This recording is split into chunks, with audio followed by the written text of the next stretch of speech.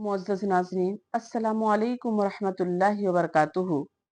जैसा कि हम सब जानते हैं कि शाबान का बाबरकत महीना चल रहा है और नबी करीम सल्लल्लाहु अलैहि वसल्लम शाबान में कसरत से रोजे रखा करते थे। आप सल्लल्लाहु अलैहि वसल्लम पूरे शाबान आखिर के कुछ दिन छोड़कर रोजे रखा करते थे। तो हमें भी इस महीने में ज्यादा से ज्यादा रोजे रखने चाहिए।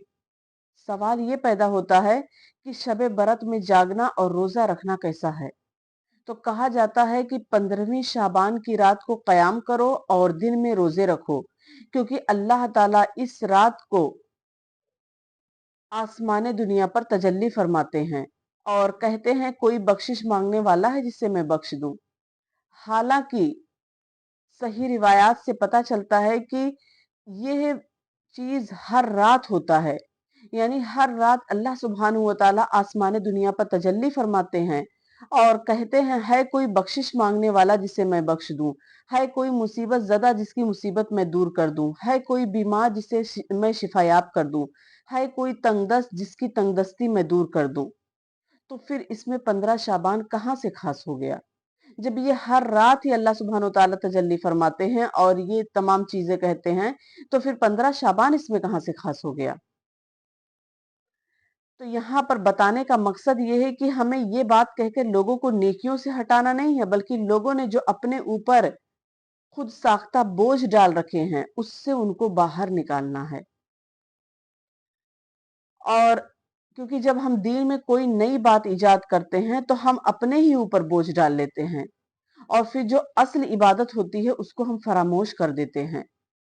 आप खुद ही देख लीजिए कि हम 15 शाबान को कितने धूमधाम से मनाते हैं और जब जिसका जिक्र ना कुरान में है ना हदीस में है।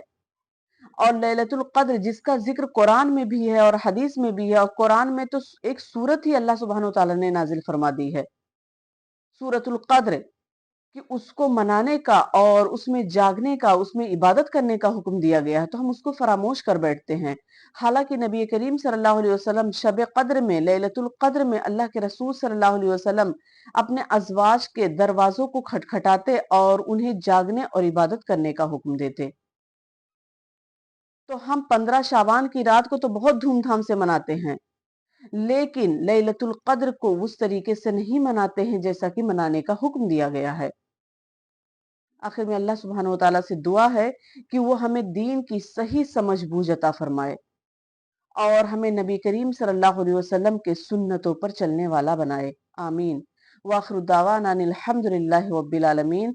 अस्सलामु अलैकुम व रहमतुल्लाहि व बरकातुहू।